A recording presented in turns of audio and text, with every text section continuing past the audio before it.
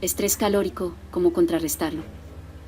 Conocer el estrés calórico es básico para la mejor rentabilidad en hatos ganaderos, en zonas húmedas y calurosos.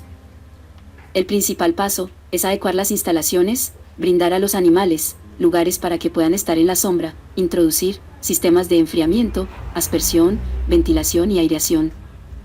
El agua que se suministra a los animales debe ser fresca y limpia. El agua adecuada para el ganado es aquella que usted es capaz de tomar. Otro punto importante es realizar el arreo del hato en horarios donde el sol no sea extremo.